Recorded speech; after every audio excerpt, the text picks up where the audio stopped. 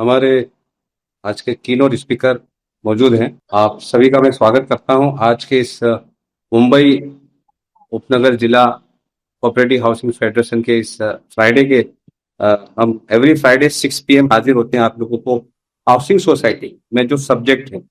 जैसे आज AGM compliance है, मतलब एनुअल जनरल मीटिंग का क्या महत्व होता है, उससे कंप्लायंस क्या क्या इंपॉर्टेंस है, वो आज हमारे एक्सपर्ट हैं सीए गुरमीत सिंह गुजराल साहब हैं, जो हाउसिंग सोसाइटी में तमाम विषय के एक्सपर्ट हैं। आज वो बताएंगे। और हमारे एलएसी कमेटी के कन्वीनर हैं चेंबूर एरिया के। तो सर, आपका बहुत बहुत स्वागत है गुजराल साहब, बहुत बहुत स्वागत थैंक यू है। सर। ज्यादा समय ना लेते हुए आज के इस मुंबई अ, जिला उपनगर हाउसिंग फेडरेशन और महासेवा के जॉइंट तत्वाधान में ये अवेयरनेस एजुकेशन का सिलसिला शुरू हुआ है। Thank you Sunil ji. Thank you. And जिन्होंने भी अभी तक ज्वाइन किया है, ऑल आर वेलकम।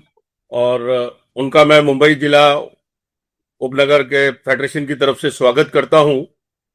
और आज का सेशन बिना कोई समय को व्यर्थ किए हम यहाँ पर शुरू करते हैं। रमेश प्रभु जी और उनकी टीम ने मिलकर के हमने ये आज डिसाइड किया है कि आज हम एजीएम के कंप्लाइंसेस के बारे में डिस्कस करेंगे और मालूमात पता करेंगे कि कैसे होती है, उसमें क्या क्या प्रिकॉशंस रखने चाहिए और कंप्लाइंसेस कैसे होती है। तो आज का हमारा जो एजीएम का सेशन होगा वो टोटल हम 3 पार्ट में डिवाइड करेंगे। पहला तो एनुअल जनरल बॉडी मीटिंग के पहले जो है मैनेजिंग कमेटी ने क्या क्या चीजों का ध्यान रखना है, क्या क्या अपने पास डॉक्यूमेंट्स रेडी करने हैं एजीएम के लिए। उसके बाद ड्यूरिंग द एजीएम कैसे कंडक्ट करना है, किन चीजों का ध्यान रखना है। और फिर थर्ड पार्ट में हम डिस्कस करेंगे कि एजीएम होने के बाद जो है क्या कंप्लाइंसेस है उनको कैसे करना है। तो जब समझने में थोड़ा आसानी हो जाएगा तो एक ओवरव्यू ले लेते हैं। जैसे कि हमारा 31 मार्च को ईयर एंड होता है एवरी ईयर, और उसके बाद क्या क्या हमारी ड्यू डेट्स लाई करती है।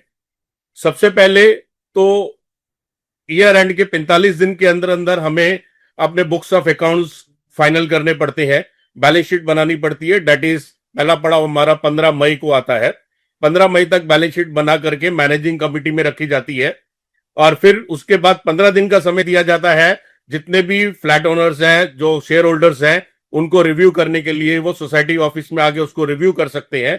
तो 31 मई तक हमारी बैलेंस शीट का जो भी ऑब्जेक्शंस आते हैं वो रेक्टिफाई होकर के फाइनल रेडी हो जाती है। फिर 2 महीने दिए जाते हैं जून और जुलाई ऑडिटर के लिए। हम बैलेंस शीट जो फाइनल 31 मई को हुई थी वो ऑडिट के लिए भेजते हैं, और लास्ट डेट ऑडिट की होती है 31 जुलाई। 31 जुलाई तक मैनेजिंग कमेटी के पास साइन ऑडिटेड रिपोर्ट आ जानी चाहिए, इंक्लूडिंग द फाइनेंशियल स्टेटमेंट्स। ठीक है, तो यहां तक मैं समझता हूं कि आप लोगों ने अपनी सोसाइटीज में ये सारा काम आज तक कर दिया होगा, आपके पास ऑडिट रिपोर्ट आ गई है। अब 31 जुलाई के बाद अगस्त और सितंबर का दो महीने होते हैं, वो उसमें हमें annual general body meeting AGM जो है कंडक्ट करनी पड़ती है। अब एजीएम कंडक्ट करने के लिए प्रायर टू एजीएम क्या क्या प्रिकॉशंस रखने हैं हम पहले वो जानेंगे। प्रायर टू एजीएम के लिए सबसे पहले आपको audited financial statements, income and expenditure account, balance sheet, उसके सारे एनेक्सर्स जितने भी रहते हैं, फिक्स डिपॉजिट्स का हो गया, आपका मेंबर्स आउटस्टैंडिंग ड्यूज हो गया, और भी जितने annexures attach to balance sheet है वो सारे एक जगह पे रेडी करने हैं। हम इसको इस तरीके से समझे कि हम एक अपने पास एक एजीएम का बकेट बना लेते हैं। ठीक है, समझने में आसानी होगा। एक बकेट में हमने क्या क्या डालना है एजीएम का एजेंडा इश्यू करने से पहले। उस बकेट में सबसे पहले हम अपने फाइनेंशियल रिपोर्ट सारी रख लेंगे। दूसरा, हम उस बकेट में अपनी ऑडिट रिपोर्ट जो जुलाई के पहले हमारे को ऑडिटर से साइन होके आई है, complete audit report with auditors remarks, form number 1, form number 28, everything, वो हम उस बकेट में रख लेंगे। ये दो चीजें हमने उस बकेट में रख ली। अब उसके बाद क्या करना है? उसके बाद मैनेजिंग कमिटी की रिस्पॉन्सिबिलिटी होती है कि वो एक एनुअल बजट तैयार करे नेक्स्ट ईयर के लिए। Budget is always for estimation, तो वो एस्टिमेशन के बेसिस पे नेक्स्ट ईयर का एक बजट तैयार करेगा कि प्रीवियस ईयर के अकॉर्डिंगली क्या क्या खर्चे हुए हैं और उसमें आने वाले साल में क्या बदलाव की संभावना है। तो इस तरीके से वो अपने सारे खर्चों का एक एनुअल बजट तैयार कर लेगा और उसको जो है उस बकेट में रख देंगे। तो ये हमने 3 चीजें उस बकेट में रख ली। उसके बाद हमारे पास जो भी ऑडिट रिपोर्ट आया होगा वो मैनेजिंग कमिटी में डिस्कस करना है, मैनेजिंग कमेटी मेंबर्स को, और उसका एक रेक्टिफिकेशन रिपोर्ट का ड्राफ्ट रेडी करना है, जिसको हम फॉर्म ओ कहते हैं। ठीक है, तो ये रेक्टिफिकेशन रिपोर्ट, मतलब रेक्टिफिकेशन रिपोर्ट, देखिए मैं जहां तक देखता हूं ना, क्या होता है, मैंने आप लिख देते हो, उसने रिमार्क्स दे दिया ऑडिटर ने कि इंश्योरेंस बिल्डिंग का नहीं हुआ है, आप दे देते हैं ओके विल बी डन। ठीक है, मेंबर्स का हाई आउटस्टैंडिंग बहुत ज्यादा है, okay we will ask member to pay the payment, या जो भी जो है टीडीएस नहीं काटा है आपने इस पे, okay we will take care next time. तो ये ओ फॉर्म नहीं होता है, ये रेक्टिफाई नहीं हुआ, ये सिर्फ आपने उसको एक्सेप्ट किया है। ठीक है, रेक्टिफिकेशन का मतलब क्या होता है, जैसे अगर आपने इंश्योरेंस नहीं किया है तो ओ फॉर्म का ड्राफ्ट फाइनल करने से पहले आपने बिल्डिंग का इंश्योरेंस करना है, और इंश्योरेंस का पॉलिसी नंबर रेक्टिफिकेशन रिपोर्ट में डालनी है। सर हमने, ऑडिटर साहब आपने जो रिमार्क दिया था, पॉइंट आउट किया था इंश्योरेंस नहीं हुई है, वो हमने कर दी है, ये उसका पॉलिसी नंबर है। ये टीडीएस हमने नहीं काटा था सर, हमने ये टीडीएस अभी ये भर दिया है रेक्टिफिकेशन के समय पे, और उसका ये टीडीएस का रिटर्न भी हमने रिवाइज कर दिया है, और ये उसका एक्नॉलेजमेंट नंबर है, वो रेक्टिफिकेशन रिपोर्ट में डालना है। मेंबर्स का ड्यूज रिकवरी नहीं है तो सर हमने मेंबर्स को लेटर लिख दिया है, हमने सेक्शन 154B29 के अंदर उसके ऊपर केस फाइल किया, हमने मैनेजिंग कमेटी में रेजोल्यूशन पास कर दिया है, ये मैनेजिंग कमेटी का डेट एंड रेजोल्यूशन नंबर है। तो इस तरीके से ये 2-3 एग्जाम्पल हैं, और भी जितने भी रिमार्क्स आपको आए होते हैं, उन सारे रिमार्क्स का आपने रेक्टिफिकेशन करना है, उसको सुधारना है, सिर्फ उसको नोटेड नहीं करना है, उसको प्रैक्टिकल वे में इंप्रूव करना है, और इंप्रूव का जो जस्टिफिकेशन है वो ओ फॉर्म में देना है। तो इस तरीके से आपके ओ फॉर्म का ड्राफ्ट रेडी हो गया, इस ड्राफ्ट को भी उस बकेट में डाल दूंगा। ठीक है, तो ये बकेट में क्या क्या चीजें होंगी अभी हमारे पास, सबसे पहले ऑडिट रिपोर्ट हो गया, फाइनेंशियल स्टेटमेंट हो गई, बजट हो गई हमारे पास, ओ फॉर्म हो गया हमारे पास, ये सारा चीजें डाल के हमारा बकेट रेडी हो गया। और एक लास्ट में उसमें डालना है annual report. Annual report is always release from the desk of chairman. Chairman अपने डेस्क से पिछले साल फाइनेंशियल ईयर में जो भी सोसाइटी में काम हुआ है, जो भी वो अपनी स्पीच देना चाहता है जनरल बॉडी में मेंबर्स को, वो एक स्पीच के तौर पे लिखा जाता है एनुअल रिपोर्ट में। चेयरमैन सारे मेंबर्स को उसमें बताता है कि during the previous financial year हमने इतना इतना काम किया है, इतना रिकवरी किया है, इतने मेंबर्स का पीसफुली ट्रांसफर हुआ है, ये काम हुए हैं और ये काम बाकी है, या हमारा और क्या क्या प्रोजेक्ट्स हैं सोसाइटी के अंदर, कैसे काम करना है, ये सारी चीजें जो है चेयरमैन, हमने सक्सेसफुली ऑडिट कर दिया है, हम सारे कंप्लाइंसेस कर रहे हैं टाइम पर, ये सारी चीजें चेयरमैन अपनी रिपोर्ट में लिख करके देता है, उसको भी इस बकेट में डाल देना। ठीक है जी, तो अब ये सारी चीजें जब इस बकेट में आ गई, उसके बाद एक मैनेजिंग कमेटी मीटिंग कॉल करनी है, और उस मीटिंग के अंदर हमने एनुअल जनरल बॉडी की date, time, venue and agenda confirm करना है। ठीक है, तो ये मैनेजिंग कमेटी में अप्रूव होना जरूरी है। सेक्रेटरी को अलोन पावर नहीं है एजीएम का एजेंडा और डेट, वेन्यू एटसेट्रा डिसाइड करने के लिए। उन्होंने मैनेजिंग कमेटी मीटिंग लेनी है, मैनेजिंग कमेटी की सहमति से ये चीजें डिसाइड करनी है कि हमने कौन सी तारीख को कौन सी जगह पर कितने बजे एजीएम लेनी है, और उस एजीएम में हम क्या क्या पॉइंट डिस्कस करने वाले हैं। ठीक है, एजेंडा पूरा मैनेजिंग कमेटी में अप्रूव करना है। तो ये सारी चीजें होने के बाद आपके वो बकेट में से आपने सबसे पहले agenda, annual report of the chairman from the desk of chairman, आपके financial statement, income and expenditure balance sheet annexures, फिर उसके बाद आपकी ऑडिट रिपोर्ट, आपकी बजट की कॉपी, और आपके ओ फॉर्म की कॉपी, जो ड्राफ्ट ऑफ ओ फॉर्म है, ये सारी चीजें जमा करके उसको स्टेपलर करनी है, नंबर ऑफ मेंबर्स के हिसाब से उसके जेरॉक्स निकालने हैं सारे, और वो सब मेंबर को डिस्ट्रीब्यूट करना है, और एक कॉपी केवल एजेंडा की आपने सोसाइटी के नोटिस बोर्ड पे ला। नोटिस बोर्ड पे सारी चीजें लगाने की जरूरत नहीं है, नोटिस बोर्ड पे सिर्फ एजेंडा की कॉपी लगानी है, और बाकी सारी चीजें जो है मेंबर्स को डिस्ट्रीब्यूट करनी है, उनको इंटीमेट करना है, ये है। और ये सारा काम जो है जिस दिन आप डिस्ट्रीब्यूट करोगे और जो एजीएम की डेट होगी, उसके बीच में मिनिमम 14 डेज का जो है गैप होना चाहिए। 14 दिन कंपलसरी चाहिए आपको एजीएम का नोटिस इश्यू करने और एजीएम कंडक्ट करने के बीच में। ज्यादा आप कितना भी रख सकते हैं, but prior to 30 September. 30 September is the deadline, last date to conduct annual general body meeting. Okay, तो I think all this are the compliances is prior to AGM. आप लोगों को क्लियर हो गया होगा।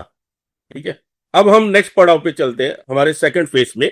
ड्यूरिंग द एजीएम क्या करना है? ड्यूरिंग द एजीएम में पहली चीज आती है, सबसे पहले हम मीटिंग करते हैं, क्या देखते हैं कि सारे लोग आ गए, क्या शुरू करें क्या हम कोई भी प्रोग्राम, फंक्शन, मीटिंग कुछ भी होता है, सबसे पहले अटेंडेंस देखी जाती है, डेट इज कॉल्ड कोरम, कि भैया हमारे पास कोरम है या नहीं है। ठीक है, तो वो वहां पे जो भी एजीएम कंडक्ट कर रहा है चेयरपर्सन, अगर समझो आपने फॉर एग्जांपल 20 सितंबर को सुबह 11 बजे की मीटिंग रखी है सोसाइटी ऑफिस में, और वहां पे 11 बजे जब आप कमेटी मेंबर्स जमा होते हैं, वो देखते हैं टोटल कोरम कितनी है, भी हम आप इस वक्त स्टार्ट कर सकते हैं कि नहीं कर सकते हैं। ठीक है, तो कोरम कैसे चेक करनी है? वेरी सिंपल, आपके जितनी भी सोसाइटी की स्ट्रेंथ है, जितने भी टोटल नंबर ऑफ मेंबर्स हैं, शेयर होल्डर्स हैं, उसका 2/3 निकालना है। फॉर एग्जाम्पल आपके 100 मेंबर की सोसाइटी है, 2/3 हो जाता है 67, 68 मेंबर, 68।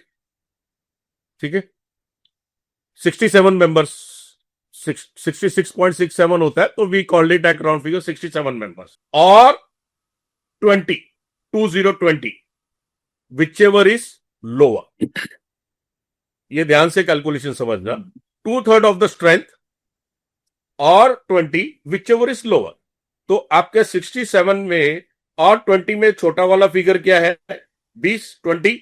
तो अगर 20 मेंबर जमा हो गए 11 बजे, तो आपकी कोरम फुलफिल्ड है, आप एजीएम वहां पे स्टार्ट कर सकते हैं। ठीक है, एक दूसरा एग्जांपल ले लेते हैं हम। सपोज आपकी 10 मेंबर की सोसाइटी है, 10 मेंबर की सोसाइटी का 2/3 क्या होगा? 6.67 राउंड अप टू 7।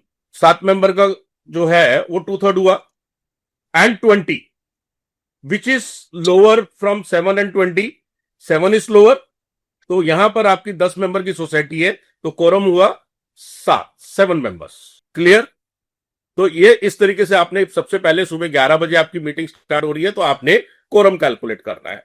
अगर कोरम आपकी फुल हो गई है, कंप्लीट है, तो you can start AGM immediately. Now second scenario, suppose 11 बजे आपकी कोरम नहीं हुई है। ठीक है, आपकी 100 मेंबर की सोसाइटी है, 67 वहां पर चाहिए, और आपके वहां अभी तक सिर्फ या 67 और 20 में से 20 मेंबर चाहिए, और आपके 15 मेंबर ही आए हैं 11 बजे। ठीक है, 15 मेंबर से तो कोरम नहीं पूरी हुई, जो कि 20 से छोटा है। तो ऐसे केस में चेयरमैन को पावर है, दो ऑप्शंस हैं उसके पास, चेयरमैन के पास। आधा घंटा जो है वो मीटिंग जो है वो पोस्टपोन कर सकता है, बट अगर ऐसा उसने करना है तो पहले एजेंडा में उसे मेंशन करना पड़ेगा। जो भी एजेंडा 14 दिन पहले सर्कुलर किया है, उसके फुटनोट में मेंशन करना पड़ेगा कि भाई अगर हमारा 11 बजे कोरम नहीं होता है, तो we will conduct the AGM after half an hour without quorum. ठीक है, तो फिर 11 से आप 11:30 तक वेट करोगे, आधा घंटा, और 11:30 बजे भी अगर आपके 15 ही मेंबर है, कोई एडिशन नहीं हुआ, या सिर्फ 1 या 2 एडिशन हुआ, 20 तब भी पूरे नहीं होते हैं, तो वहां पर आप अपना एनुअल जनरल बॉडी स्टार्ट कर सकते हो। वहां पे आपका कोरम कंप्लाइंसेस कंप्लीट हो जाता है आधा घंटा वेट करने के बाद, भले आपके 20 मेंबर नहीं हुए हैं। जो मिनिमम टारगेट कंप्लीट नहीं हुआ है, तो भी आप स्टार्ट कर सकते हो आधा घंटा वेट करके, और जो भी रिजोल्यूशन आपका वहां पास होगा, it is binding on all the members those are not attended the meeting. अब यहां पे एक ऑप्शन और होती है चेयरमैन को। समझो चेयरमैन चाहते हैं कि आज के एजेंडा में कुछ पॉइंट इतने सेंसिटिव है कि हम 15 मेंबर से उसका डिसीजन नहीं ले पाएंगे। ठीक है, कोई सेंसिटिव पॉइंट्स ऐसे हैं कि हमने विदाउट 20 मेंबर्स जो लॉफुली कोरम है उसके बिना कर देते हैं, तो बाकी लोग जो है इससे वंचित रह जाएंगे। भाई उनको वो डिस्कशन में पार्टिसिपेट लेने का मौका नहीं मिला, किसी वजह से वो नहीं आए हैं। अगर चेयरमैन के दिमाग में ऐसी बात आ रही है, तो उसके पास सेकंड ऑप्शन है। सेकंड ऑप्शन है कि वो मीटिंग को एडजॉर्न कर सकते हैं। अगर आधा घंटा वेट करने के बाद भी आपके 20 मेंबर नहीं होते हैं, तो chairman can adjourn the meeting and conduct the meeting with same agenda and any other date. ठीक है, अब एनी अदर डेट पे अगर वो एजीएम करेगा, उसके लिए भी लॉ है। क्या है? He should not conduct the meeting before 7 dates from the original date of meeting. समझो आपकी 20 सितंबर को ओरिजिनल डेट थी, 20 सितंबर 11 बजे, जैसे मैंने एग्जांपल आपको दिया कि आपने जमा होना है, और उस दिन चेयरमैन को कोरम नहीं होने की वजह से और आधा घंटा वेट होने की करने के बाद भी कोरम नहीं है, और चेयरमैन मीटिंग को पोस्टपोन करना चाहते हैं, तो वो 27 सितंबर के पहले नहीं कर सकते। कम से कम नया डेट डिसाइड करने के लिए 7 दिन का टाइम देना है, एंड मैक्सिमम 30 डेज। तो 20 अक्टूबर 20 सितंबर के बाद 30 डेज कितना होता है? 19 अक्टूबर। तो चेयरमैन को 27 सितंबर एंड 19 अक्टूबर के बीच का ही कोई नया डेट जो है वो डिक्लेयर करना पड़ेगा, ठीक है, और एक फ्रेश एजेंडा इश्यू करना पड़ेगा। और वो एजेंडा के साथ सारा जो पहले हमने भेजा है, financial audit report of form etcetera etcetera, वो दोबारा भेजने की जरूरत नहीं है, वो ऑलरेडी मेंबर्स के पास है। आपने सिर्फ एक प्लेन इंटीमेशन लेटर भेजना है बाद में कि भाई कोरम नहीं होने की वजह से मीटिंग एडजॉर्न हुई थी and the adjourn meeting will be conducted on so and so date with same agenda and discussion, ठीक है, वही सेम एजेंडा। एजेंडा भी पूरा दोबारा लिखने की जरूरत नहीं है, with the same agenda which already distributed dated so and सो, जो ओरिजिनल डिस्ट्रीब्यूट किया था। बाकी सारे पेपर्स हैं मेंबर्स के पास, दोबारा भेजने की जरूरत नहीं है, ठीक है। तो सेकंड ऑप्शन नॉर्मली जो सोसाइटीज में हमने अपने एक्सपीरियंस से देखा है वो नहीं लेते हैं, वो फर्स्ट ऑप्शन के ऊपर ही चलते हैं। आधे घंटे के बाद वेट करके कोरम नहीं होती है तो स्टार्ट कर देते हैं। बट इन केस कोई सेंसिटिव पॉइंट है और आप कम लोगों के साथ नहीं करना चाहते हैं तो ये एक second option also available in the law, but with the power of chairman. तो यहां पे ड्यूरिंग द एजीएम पे हम आ जाते हैं अपने टॉपिक पे दोबारा, कि ड्यूरिंग द एजीएम पहले आपने कोरम चेक कर दी। कोरम चेक करने के बाद हम आप अज्यूम कर रहे हैं कि आपकी कोरम हो गई है, आप मीटिंग स्टार्ट करते हो। मीटिंग स्टार्ट करने में आपको अटेंडेंस लेनी है सबसे पहले। मिनट्स रजिस्टर के ऊपर जितने भी प्रेजेंटीज हैं उनके सिग्नेचर लेने हैं फ्लैट नंबर के साथ, नेम के साथ, और वो कौन अटेंड कर सकता है ना। ऐसा तो कोई भी भाई बहन ये वो फादर मदर जो भी आया सबने अटेंड कर लिया, आप बोलेगे कोरम हो गया, नहीं, वैसा नहीं होता है। Only the shareholder, by default the name stand first in the share certificate, primary shareholder is eligible to attend the annual general body meeting, clear. और अगर शेयर होल्डर में जिसका ज्वाइंट नेम है, second और third और consecutive name, उसने attend करनी है तो फर्स्ट होल्डर का परमिशन, प्रायर परमिशन लगेगा, ठीक है।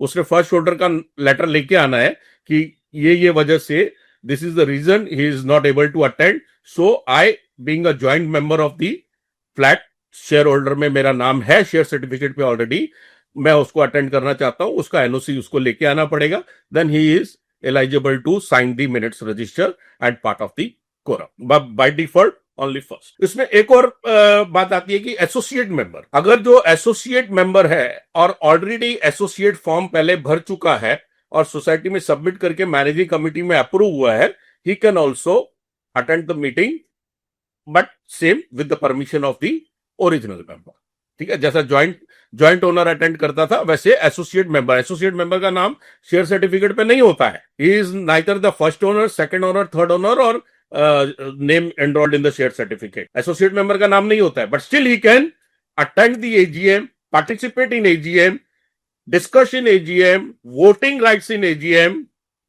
Because of he is associate member and with the permission of first owner he can take all enjoy all the benefits of the AGM. तो ये आपका अटेंडेंस हो गया, कोरम हो गया। और इसके बाद हम नेक्स्ट चलते हैं कि ड्यूरिंग द एजीएम आपने क्या करना है। आपने जो एजेंडा सर्कुलर किया होगा, strictly go according to agenda. Cooperative societies में एंड खास करके हाउसिंग सोसाइटीज में हमने देखा है अपने एक्सपीरियंस से कि जैसे एजीएम शुरू होती है ना, तो कोई ना कोई एक मेंबर हाथ ऊपर खड़ा करके अपना पर्सनल फ्लैट का या जो भी है उसका डिस्कशन चालू कर देगा, which is nowhere no recommended to attend, ठीक है। उसको एंटरटेन मत कीजिए, आप एजेंडा के हिसाब से जाइए, जो एजेंडा में पॉइंट 1 2 3 4 एटसेट्रा है उसी ऑर्डर में डिस्कशन कीजिए। और सारे पॉइंट खत्म होने के बाद लास्ट में एनी अदर का जो पॉइंट रहता है with the permission of chairman, it is the power in the hands of the chairman कि मेंबर्स ने जो रिक्वेस्ट किया है अगर वो प्रायर राइटिंग में आया है तो उसको लेना है, अदरवाइज इट इज फिजिबल तो वो लो, नहीं तो अगर वो मैनेजिंग कमिटी के पावर में है उसका जो भी रिक्वेस्ट है तो उसको नेक्स्ट मैनेजिंग कमिटी में सॉल्व करते हैं, ठीक है। तो कोई भी बीच में कोई भी मिस डिस्कशन नहीं करना है, strictly go according to the agenda. अब एजेंडा में क्या पॉइंट आने चाहिए? एजेंडा में एज पर the bylaws 95 96 to bylaws number 108, bylaws number 94 95 से लेके 108 तक आप रीड करोगे तो सारा एनुअल जनरल बॉडी के बारे में बोला है। या फिर आप कोऑपरेटिव सेक्शन में चले जाओ तो सेक्शन 75 में according to the cooperative act उसमें जो है ये एजेंडा के बारे में बताया गया है कि आपने क्या क्या पॉइंट डिस्कस कर रहे हैं। मेरे हाथ में एजेंडा की कॉपी है, एक फॉर्मेट ऑफ द एजेंडा। आप शायद ये स्क्रीन पे तो नहीं रीड कर पाओगे। जिसको भी ये कॉपी चाहिए, मैं सुनील शर्मा जी से अनुरोध करूंगा कि मेरा नंबर शेयर कर दें लोगों के साथ, और जिसको भी कॉपी चाहिए मैं उनको व्हाट्सअप या ईमेल जो भी बोलेंगे कर दूंगा। This is the format of the agenda, और इसी फॉर्मेट में ही एजेंडा सर्कुलर करना है। ठीक है, कोई भी पॉइंट जो है अपनी मर्जी से नहीं डालना है। This is accordingly to section 75 agenda, इसी फॉर्मेट में जाना है। मैं आपके लिए पढ़ता हूं कि इसमें पहला पॉइंट क्या है। To read the minutes of the last annual general body meeting held on so and so dated in the year 2024, ठीक है, and all the special general body meetings during the previous year. तो सबसे पहले आपने, पहला point हमेशा यही होगा एजेंडा का कि इसके पहले साल में जो एनुअल जनरल बॉडी मीटिंग हुआ था उसके मिनट्स रीड करने हैं, और between that annual general body meeting and today जितनी भी स्पेशल जनरल बॉडी मीटिंग्स हुई हैं उनके मिनट्स यहाँ पे रीड करने हैं और उनको अप्रूव करना है। अभी वो काफी हो जाए, समझो किसी किसी सोसाइटी में पॉइंट्स डिस्कशन के लिए ज्यादा है तो आप 5 बार 6 बार 7 बार स्पेशल जनरल बॉडी मीटिंग करते हैं, तो 7 स्पेशल जनरल बॉडी की मीटिंग मिनट्स जो है रीड करना, it's take too much time.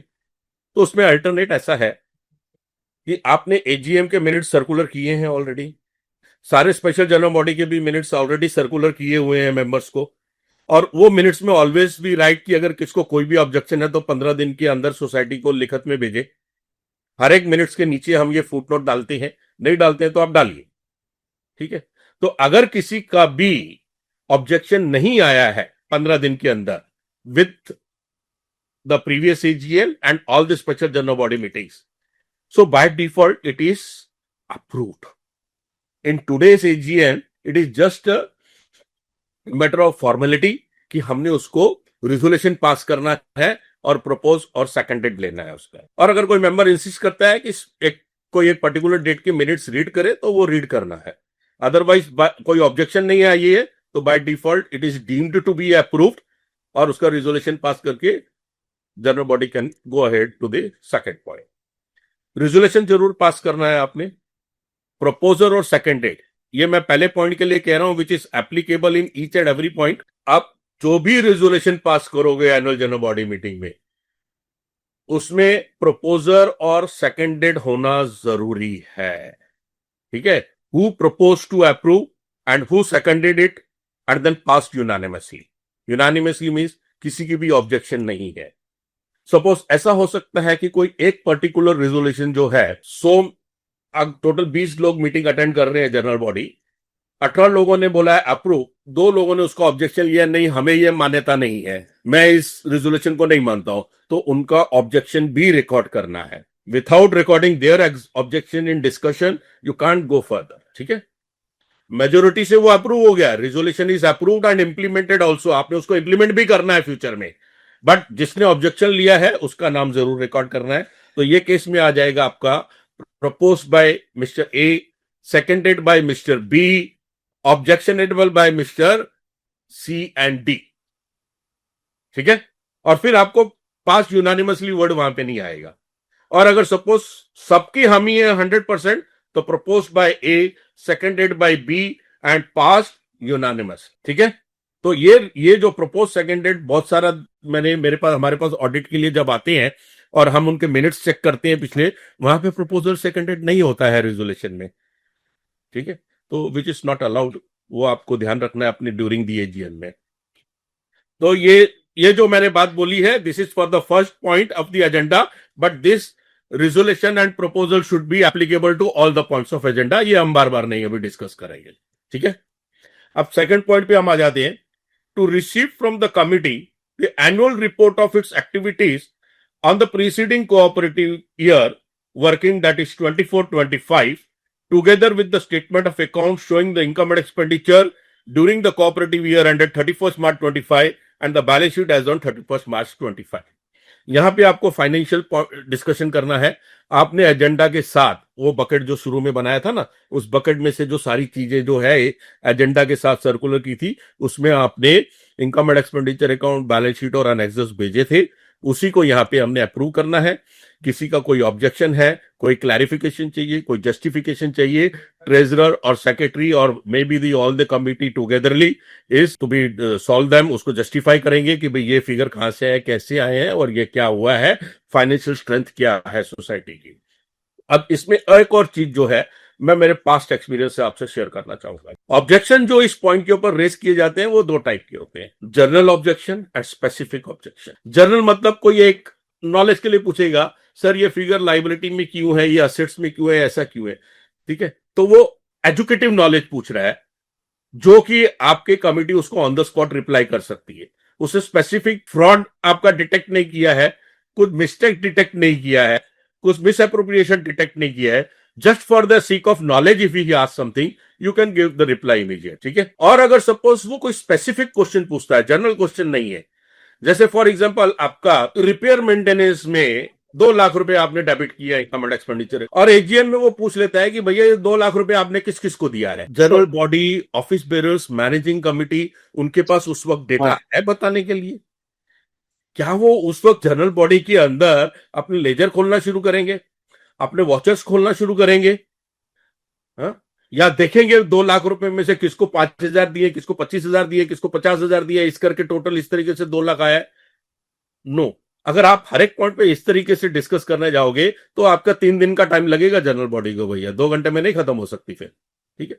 तो इसके लिए स्पेसिफिक रिप्लाई के लिए आपने जब एजेंडा इश्यू किया था वहां नीचे फुटनोट में लिखना है कि भाई किसी को भी कोई स्पेसिफिक क्वेरी है फाइनेंशियल स्टेटमेंट्स के ऊपर, वो आप एजेंडा मिलने के 7 दिन के अंदर हमको राइटिंग में भेजें फॉर स्पेसिफिक इंक्वायरी। अब राइटिंग में आने के बाद जैसा हम वही सेम एग्जांपल लेते हैं, 20 सितंबर को हमारी एजीएम चल रही है, हमने इसका सर्कुलर कब किया होगा एजेंडा का, हम 14 दिन पीछे चले जाते हैं, हमने 5 सितंबर या 6 सितंबर को नोटिस ऑफ एजेंडा दिया होगा, उसके 7 दिन के बाद 14 सितंबर तक हमें क्वेरी राइटिंग में आ जानी चाहिए जिसने भी स्पेसिफिक क्वेरीज है, ठीक है। और फिर उसके बाद जो 7 दिन मिलते हैं 14 तारीख से 20 तारीख तक, मैनेजिंग कमेटी उस मेंबर को सोसाइटी ऑफिस में बुला सकते हैं, वहां पे उनको सारे लेजर वॉचर चेक करवाएंगे कि भाई ये देखो रिपेयर मेंटेनेंस में भैया ये वॉचर्स हैं, ये पेमेंट है, ये जो हमने 1 लाख रुपए का खर्चा किया है फलाने आदमी को दिया है, ये इसका मैनेजिंग कमेटी में रिजोल्यूशन भी पास किया है, और ये इसके 3 कोटेशन है, ये है वो है, उसको वही सर्टिफाई कर देंगे। और उसने जो ऑब्जेक्शन राइटिंग में रेज किया है उसके रिप्लाई में उनसे ले लेंगे कि he raise the objection and satisfied. तो फिर ये ऑब्जेक्शन आपकी जो है जब जनरल बॉडी चल रही होगी वहां क्वालिफाई नहीं होगा, because that member is satisfied before hand, general body के पहले ही वो सेटिस्फाइड हो गया, ठीक है। तो बाकी लोगों का टाइम जो है उसमें बर्बाद नहीं होगा। तो ये स्पेसिफिक के लिए ये लॉ है कि आपने 7 दिन पहले ही लिख के दे देना है अपनी क्वेरी, और मैनेजिंग कमेटी की रिस्पॉन्सिबिलिटी है कि जनरल बॉडी से पहले उस क्वेरी को मेंबर को सेटिस्फाई करना है। और मैनेजिंग कमेटी नहीं अटेंड करती है, नहीं सेटिस्फाई करती है उसको 7 दिन के अंदर, then this query is qualified to AGM open discussion with all the members. अगर वो मेंबर सेटिस्फाइड नहीं होता है या मैनेजिंग कमेटी उसको सेटिस्फाइड नहीं कर पाती है तो फिर वो उस पर्टिकुलर स्पेसिफिक क्वेरी का ओपन डिस्कशन आपका एजीएम में होना है, फिर जो जनरल बॉडी बोलेगी उस तरीके से उसका रिजोल्यूशन होगा। Clear this also. तो ये हो गया फाइनेंशियल स्टेटमेंट्स, जो भी है आपकी फाइनेंशियल स्ट्रेंथ कितनी है वो सारे मेंबर को पता चल जाएगी, उसकी अप्रूव करना है और उसका भी प्रपोजल और सेकंडेड करना है। Now we with the third point of the agenda, to consider audit report received from the auditor appointed for the previous cooperative year 2024-25। अब प्रीवियस कोऑपरेटिव ईयर में हमारी जो ऑडिट हुई है, हमने audit report, audit form number 128 and journal observations and remarks from the auditor, ये सारे हमें मिले हैं ऑडिट रिपोर्ट में साइन बाय द ऑडिटर, वो भी हमने एजेंडा के साथ सबको डिस्ट्रीब्यूट किए हुए, ठीक है। सिमिलरली उसको अप्रूव करके लेना है, उसका रिजोल्यूशन पास करना है, प्रपोजल और सेकंडेड करना है। और इसमें भी पॉइंट नंबर 2 के जैसे ही है, जर्नल क्वेरी है ऑडिट रिपोर्ट के बारे में, give answer on the spot.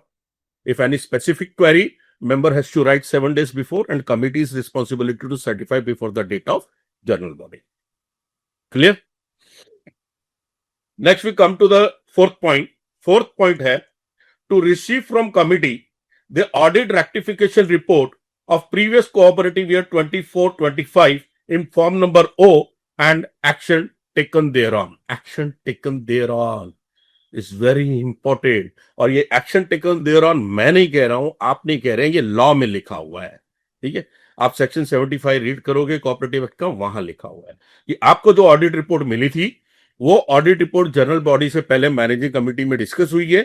जैसे हमने प्रायर का जो सेक्शन किया था फर्स्ट फेज का, उसमें मैंने बताया था अभी थोड़ी देर पहले कि उस ऑडिट रिपोर्ट को डिस्कस करने के बाद जो जो ऑडिटर्स ने रिमार्क्स पॉइंट आउट किए थे उनको आपने रेक्टिफाई किया, आपने इंश्योरेंस करा लिए, आपने ये कर लिए, टीडीएस फाइल कर लिए, सब कुछ कर लिया है। ये रेक्टिफिकेशन रिपोर्ट आपने एजेंडा के साथ सबको दी हुई है। यहां पे सिर्फ आपने मेंबर्स का ओपिनियन लेना है, उनका अप्रूवल लेना है और रेजोल्यूशन पास कर। Once the general body approve this O form rectification report या जनरल बॉडी ने कुछ चेंजेस करवाए उस draft of the O form में, तो वो ड्राफ्ट जो है आपने रेजोल्यूशन में पॉइंट आउट करके बाद में उसको फाइनल करना है, रेक्टिफाई करना है।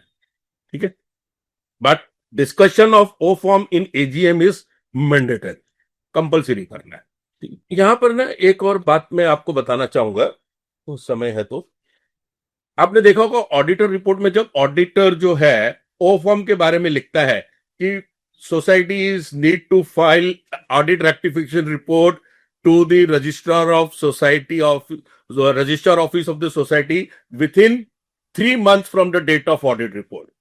ये वर्ड आता है, ये सबको पता होगा। 3 महीने के अंदर ऑडिट जिस दिन साइन करता है ऑडिटर, उसके 3 महीने के अंदर ये ओ फॉर्म आपको रजिस्ट्रार ऑफिस में भी सबमिट करना पड़ता है। अब जैसे हमने पहले डेट्स डिस्कस की थी, ऑडिट लास्ट डेट इज 31 जुलाई। समझो 31 जुलाई को ऑडिटर ने साइन किया, 3 महीने कब खत्म होंगे भाई? अक्टूबर, 31 अक्टूबर, जुलाई के बाद अगस्त, सितंबर, अक्टूबर। तो आप बोलोगे जब हमने सबमिट अक्टूबर में करना है तो फाइनलाइज 20 तारीख को क्यों करें हम? Your question is truly valid, but it is the law. आपने draft of the O form AGM में अप्रूव करना है, आपका सारी रेक्टिफिकेशन एजीएम की डेट तक हो जानी चाहिए, बट सबमिशन के लिए आपको टाइम आगे फर्दर 1 month एक्सटेंड किया गया है अक्टूबर का। इसका मतलब ये नहीं है कि आपने रेक्टिफिकेशन जाके अक्टूबर में करो और सबमिट अक्टूबर में करो। ठीक है, अक्टूबर में सबमिशन के लिए आपको अलाउ दिया है, रेक्टिफिकेशन आपने एजीएम तक कर देना है। और एजीएम के अंदर अगर कोई मेंबर स्पेसिफिक रेक्टिफिकेशन के लिए और आगे क्वेरी निकालता है तो उसको भी सबमिशन के पहले आपने कंप्लीट करना है। सो ठीक है, because this question is asked by one of the society from me कि भाई आपको अक्टूबर तक का सबमिट का टाइम है तो हम एजीएम में क्यों ड्राफ्ट लेके जाए। तो this was the answer. Next point है एजेंडा का, to place annual budget for the next financial year. This is also a very important point, and most of the society miss this point in their AGM. This is very necessary, compulsory. Her society ने एक annual budget बनाना है next financial year का estimate basis पे। जैसे हमने पहले prior to AGM की तैयारियों में अपने बकेट में वो बजट रखा हुआ है, उसको एजेंडा के साथ सर्कुलर भी किया है, तो हमारा काम कितना आसान हो गया। ऑलरेडी सर्कुलर हुआ पड़ा है, सारे मेंबर्स ने उसकी स्टडी कर ली है एजीएम में आने से पहले, और एजीएम में बिना किसी का समय बर्बाद किए हुए हमने सिर्फ उसका अप्रूवल लेना है। और वहां अगर कोई एजीएम में सामने मेंबर्स बैठे हैं सोसाइटी के फ्लैट ओनर्स और वो कुछ चेंजेस करना चाहते हैं बजट में, बोले कि भाई कमिटी के बजट बनाने में ये जो है गलती हो गई है या ये चीज रह गई है, तो उसको वहां पे रेक्टिफाई करके बजट को ऑन द स्पॉट अप्रूव कर दिया जाता है। और इसी बजट को अप्रूव जो करेंगे इसी के अकॉर्डिंगली आपने नेक्स्ट फाइनेंशियल ईयर में अपनी बिलिंग चेंज करनी है। ठीक है, तो बजट अप्रूवल इज मैंडेटरी। और एक मैं आपको बात बता दूं, ये जो छोटी छोटी पॉइंट्स है ना, एजीएम में ओ फॉर्म का डिस्कशन करना, बजट का डिस्कशन करना और ये सब चीजें, ये बहुत सारी सोसाइटियां मैंने देखा है वो नहीं करती है। हमारे पास जब ऑडिट के लिए आते हैं और हम उनके एजीएम के मिनट्स चेक करते हैं तो एजेंडा और मिनट्स में ये पॉइंट्स टोटली मिस रहते हैं। ये मत कीजिएगा। सेक्शन 75(5) आप रीड कीजिए, प्लीज रीड कीजिए। इसका जो इतना कॉन्सिक्वेंसेस है कि रजिस्ट्रार को पावर है मैनेजिंग कमेटी डिस्क्वालीफाई करने का, डिस्क्वालीफाई फॉर 5 years। अब जो ये प्रेजेंट मैनेजिंग कमेटी है और ऑफिस बेरर है, आने वाले 5 साल तक कोई भी कोऑपरेटिव सेक्टर में काम नहीं कर सकते हैं। इसमें कोई भी एक सोसाइटी में अगर आपने फॉल्ट किया तो किसी भी कोऑपरेटिव सोसाइटी में आप मैनेजिंग कमेटी मेंबर नहीं बन सकते। ठीक है, तो ये ध्यान रखिए जो जो लॉ में है। ये क्या होता है ना, लॉ आज नहीं बना है, ये लॉ बना है सिंस द कोऑपरेटिव एक्ट जो है वो लॉन्च हुआ है 1962 में, तब से ये लॉ है। लेकिन आपने सुना है कि किसी को इस पॉइंट की वजह से डिस्क्वालीफाई किया है? क्योंकि अभी तक इसके ऊपर ज्यादा गौर नहीं किया जा रहा था। अब लेकिन अब पिछले 2 साल से 3 साल से मैं देख रहा हूं कि every year more than hundreds of societies office bearer are disqualified under section 75(5). And what is section 75(5)? Non compliance of AGM only. AGM का नोटिस 14 दिन पहले नहीं गया है, एजीएम में वो फॉर्म का डिस्कशन नहीं किया है, एजीएम में बजट अप्रूव नहीं किया है। वो छोटी सी गलती, बजट अप्रूव नहीं किया एजीएम में, डिस्क्वालीफाई, मिनट्स में नहीं है। ये पिछले 2-3 सालों में बहुत देखने को मिल रहा है। ये क्यों? लेकिन ऐसा, द रीजन इज रीडेवलपमेंट। अब जैसे आपको पता होगा, रीडेवलपमेंट आजकल सब सोसाइटियों में चल रहा है, तो हर एक सोसाइटियों में मैनेजिंग कमिटी का जो है सीट लेने के लिए 2 ग्रुप 3 ग्रुप बन जाते हैं। So those who are in opposition wanted to become a committee member, wanted to become a office bearer, और वो इलेक्शन में जीत के नहीं आए हैं, तो उनको अगर दोबारा इलेक्शन में आना है तो क्या करना पड़ेगा? पुराने लोगों को डिस्क्वालीफाई करना पड़ेगा, फिर दोबारा इलेक्शन कंडक्ट होगा सोसाइटी का। और पुराने को डिस्क्वालीफाई करने का this is very easiest way कि भाई एजीएम कंप्लाइंस नहीं है, जाओ रजिस्ट्रार ऑफिस में कंप्लेन करो, रजिस्ट्रार आएगा देखेगा वाकई कंप्लाइंस नहीं है, डिस्क्वालीफाई। डिस्क्वालीफाई अगर हो गया और आपका फिर मैनेजिंग कमिटी में कोरम नहीं हो रहा है, जो मिनिमम रिक्वायरमेंट 5, 8 या 11 लोगों की है आपकी टोटल नंबर ऑफ मेंबर्स के स्ट्रेंथ के हिसाब से, वो नहीं आ रही है, then the committee dissolve, new election, तो वो फिर आ जाएंगे कमिटी में, क्योंकि उनको रीडेवलपमेंट के टाइम पे उनको मैनेजिंग कमिटी का मेंबर बनना है, उनको ऑफिस बेरर बनना है। तो ये 2 ग्रुप 3 ग्रुप जब होते हैं तो ये कंप्लेन रजिस्ट्रार ऑफिस में जानी ज्यादा शुरू हो गई है, और रजिस्ट्रार को लॉ के हिसाब से वो मेंबर्स को जो है, प्रेजेंट मेंबर्स को डिस्क्वालीफाई करना पड़ रहा है। तो मैं मेरे एक्सपीरियंस से पिछले 2 से 3 साल में देख रहा हूं, every year 100 of cases comes to me where the managing committee member disqualified under section 75(5) on non compliances of AGM. So ये एक रीजन है जिसके लिए आज हमने एजीएम की कंप्लाइंसेस के बारे में डिस्कशन के लिए बारे में सोचा है, ताकि जितने भी हमारे मेंबर्स हैं, हमारे जो फेडरेशन के मेंबर्स हैं, हमारे व्यूअर्स हैं, उनको ये पता चले कि क्या कंप्लाइंसेस होती हैं और वो उसके कॉन्सिक्वेंसेस से सेफ रहे। ठीक है, नेक्स्ट पॉइंट पे हम चलते हैं। एनुअल बजट के बाद, to appoint an auditor for the audit for the next cooperative year from the panel approved by the state government. This is also mandatory and compulsory to be appointed in annual general body meeting. The power to appoint auditor for the next year is only to AGM, annual general body meeting में। आप किसी special general body meeting में या फिर किसी भी managing committee meeting में auditor appointment is not allowed at all. Auditor appointment के सिर्फ 2 ही रास्ते हैं। Number 1 AGM, annual general body meeting, and number 2 forcefully appointed by the registrar any randomly auditor for your society। अगर आप अपनी पसंद का ऑडिटर अपॉइंट करना चाहते हैं तो आपने एजीएम में ही उसको अप्रूव करना है, और किसी भी वजह से वो मिस हो गया अप्रूव करना, या तो आपने एजेंडा में नहीं लिया इसलिए मिस हो गया, या मिनिटेड नहीं हुआ प्रॉपर, एनी रीजन, तो आप उसके बाद उसको कभी अपॉइंट नहीं कर पाओगे। उसके अपॉइंटेड का सेकंड ऑप्शन सिर्फ यही हो जाता है, power to registrar to appoint any random auditor. And for appointment of auditor, जो भी प्रपोज करता है मेंबर कि ये ऑडिटर अच्छा है इसको अपॉइंट कर लो, उसमें कमिटी को या पूरी जनरल बॉडी को इस चीज के बारे में जरूर ध्यान रखना है कि proposer auditors name should be enrolled in empanelment. हर 3 साल में एक एम्पैनलमेंट की लिस्ट आती है जो गूगल पे साइट पे, महाराष्ट्र कोऑपरेटिव की साइट में भी इजीली अवेलेबल है। वहां पे उसका नाम और एम्पैनलमेंट नंबर होना चाहिए, उसके अकॉर्डिंगली उसको अपॉइंट करना है। Not necessary he should be a chartered accountant. वो जीडीसीए एग्जाम क्लियर करके भी पैनल में आ सकते हैं और सीए भी पैनल में आ सकते हैं, बट नॉन पैनल वाले को नहीं अपॉइंट करना है। कई बार ये एक मिस कंसेप्ट हो जाता है कि लोग क्या समझते हैं कि ये चार्टर्ड अकाउंटेंट है, इसको ऑडिट दे देते हैं। भाई चेक करो, भले वो चार्टर्ड अकाउंटेंट है, ठीक है, वो पैनल में है क्या?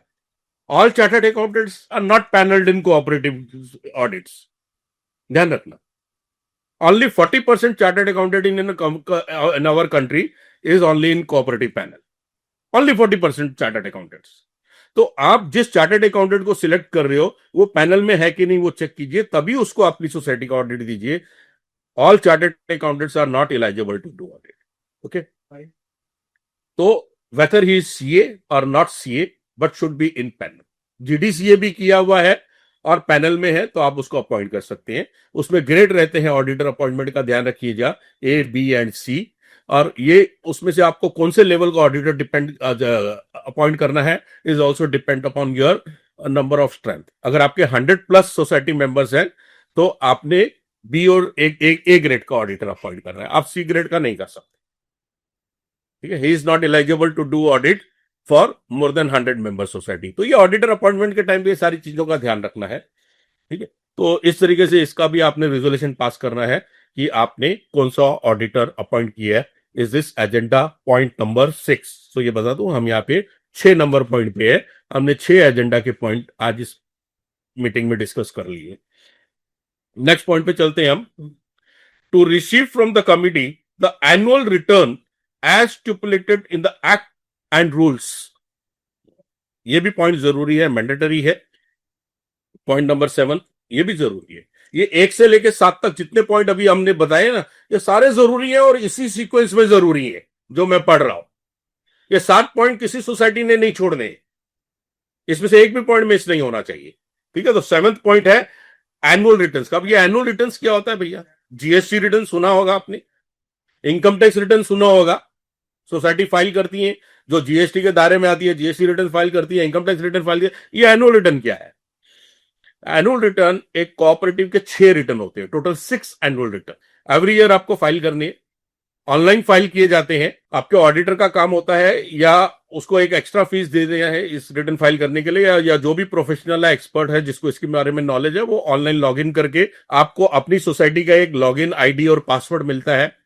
महाराष्ट्र कोऑपरेटिव डिपार्टमेंट के साइड में जाके आपको अपना खुद का सोसाइटी का लॉगिन आईडी और पासवर्ड मिलता है. वहां पे आपने ये रिटर्न फाइल करने. This is nothing but your basic details of the society. आपको ड्यूरिंग द ईयर कितना प्रॉफिट हुआ है, उसका डिस्ट्रीब्यूशन कैसे हुआ है, ये सब चीजें जो है वो एनुअल रिटर्न में 6 तरीके की. शेयर होल्डिंग पैटर्न क्या है आपका सोसाइटी का, वो एक रिटर्न हो गया. तो बड़े छोटे छोटे रिटर्न होते हैं. It is just one paragraph return. कोई उसमें आपका इनकम टैक्स और ये जीएसटी की जैसा लंबा चौड़ा काम नहीं है.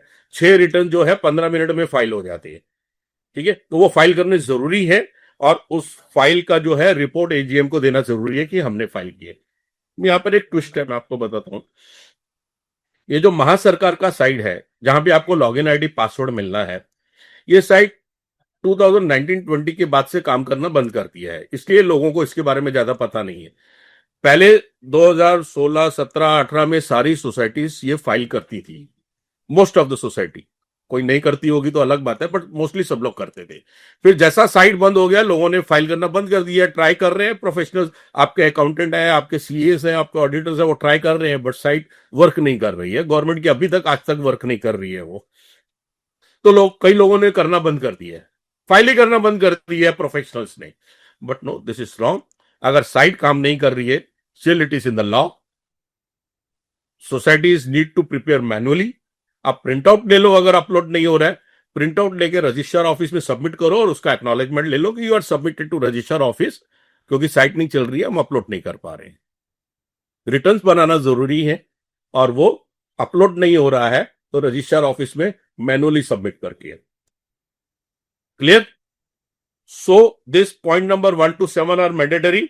Now we come to point number 8, which is not mandatory, optional. If applicable to your society, then only you qualified in your agenda. So what is this point number 8?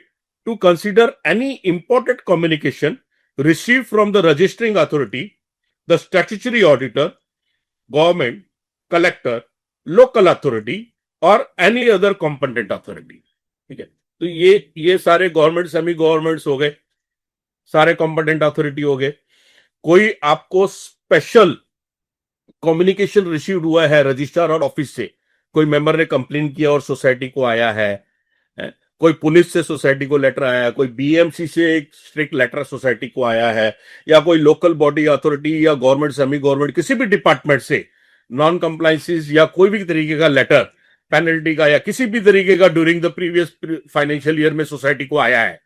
ठीक है, भले सोसाइटी ने उसको रिजॉल्व कर दिया, उसका reply दे दिया, matter finish हो गया, सब खत्म हो गया, बट आया था, रिजॉल्व हुआ है या पेंडिंग है, whatever is the condition, that letter should be qualified in AGM. ये एजेंडा पॉइंट नंबर 1 में आना चाहिए। बाकी जितने मेंबर्स हैं सोसाइटी के, फ्लैट ओनर्स, शेयर होल्डर्स, उनको इस चीज के बारे में एजीएम में सेक्रेटरी की ड्यूटी है इंटीमेट करना।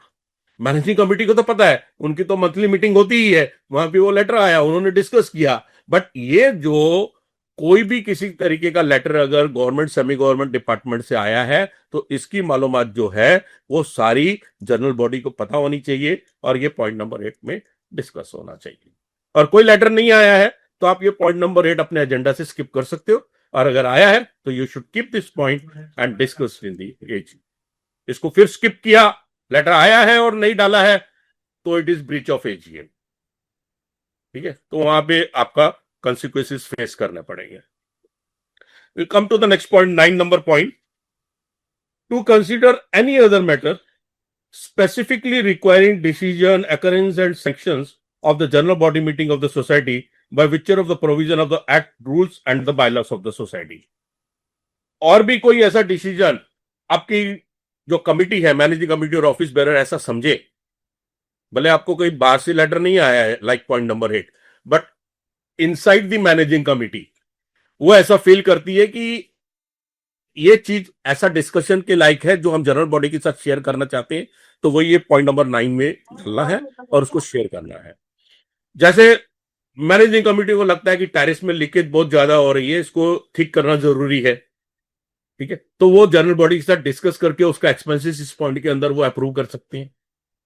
कोई भी दूसरा मेजर मेंटेनेंस का काम करना है, ठीक है, या और भी कोई ऐसा जो भी चीज है, कोई इंप्रूवमेंट फाइनेंशियली और नॉन फाइनेंशियली किसी भी तरीके से कर सकते हैं। कोई कोई इंप्रूवमेंट्स होते हैं जिसमें पैसों का खर्चा नहीं होता है, बट वो काम करना है, ठीक है, इंप्रूवमेंट्स चाहिए किसी तरीके की, सिक्योरिटी भी चेंज करना है, हाउसकीपिंग चेंज करना है, जो भी करना है, इस तरीके से डिसीजन अगर आज जनरल बॉडी है और मैनेजिंग कमेटी को ऐसा लगता है कि इस चीज को हमें फॉर द बेटर ट्रांसपेरेंसी हमने जनरल बॉडी के साथ डिस्कस करना है, तो मैनेजिंग कमेटी उसमें क्वालिफाई कर सकती है पॉइंट नंबर 9 में, और उसको डिस्कस करना है। बट कुछ कुछ पॉइंट जरूरी हो जाते हैं। अगर खर्चा आपका 1 लाख से ज्यादा कुछ प्रोजेक्ट पे करना है तो फिर तो कंपलसरी करना है, और कभी कभी क्या खर्चा कम भी है, 10-20 हजार का ही है, बट मैनेजिंग कमेटी चाहती है कि हम ट्रांसपेरेंसी रखें तो डिस्कस कर सकते, ठीक है।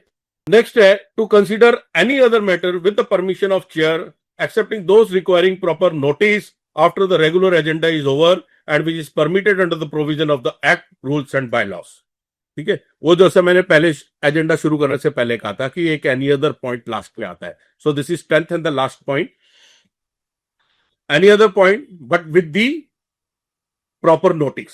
मेंबर ने पहले एक लेटर दिया होना चाहिए कमिटी को कि मेरा ये लेटर है एजीएम से पहले, ये इसको मैं एजीएम के एनी अदर पॉइंट में डिस्कस करना चाहता हूं, ठीक है, और फिर वो लेटर यहां पे क्वालिफाई करके, कोई एजेंडा चला गया ना, एजेंडा तो 14 दिन पहले चला गया, मेंबर ने लेटर एजीएम के 4 दिन पहले ही दिया आपको सोसाइटी को कि ये पॉइंट मैं एजीएम में डिस्कस करना चाहता हूं, तो ये एजेंडा तो दोबारा जो आप रीराइट नहीं करवा सकते हो, तो उस लेटर को एजीएम के चेयरमैन की परमिशन के साथ, if chairman feels fit to discuss in AGM, chairman यहां पे उसको डिस्कस करवा सकते हैं और उसके ऊपर रिजोल्यूशन भी ले सकते हैं। और अगर चेयरमैन को ऐसा लगता है यार it is the waste of time of AGM, ये मेंबर ने जो लेटर लिखा था it is very small thing, the managing committee is capable to take the decision on this matter and it is not compulsion by the law to discuss in AGM। ऐसा कोई point है जो AGM में discuss करना जरूरी नहीं है, managing committee के पावर में आता है, तो वो नहीं भी चेयरमैन उसको क्वालिफाई कर सकता है एजीएम में, फिर उसको नेक्स्ट जो मैनेजिंग कमेटी मीटिंग होगा हम बढ़ा के सॉल्व कर दे। All it is the individual decision of the chairman, but it is law legally if it is required to be discuss in AGM it has to be, फिर उसको chairman ना नहीं बोल सकता है। अगर वो जो भी तरीके का वो पॉइंट रेस किया होगा मेंबर ने एनी अदर में, और लॉ में उसको रिक्वायर्ड है एजीएम में ही डिसीजन लेना है, तो फिर लेना ही है, ठीक है। अगर लॉ में ऑप्शन देता है तो then again it is the preview of the chairman कि वो ले या ना ले, ठीक है, ले भी सकता है और नेक्स्ट मैनेजिंग कमेटी में भी क्वालिफाई कर सकता है।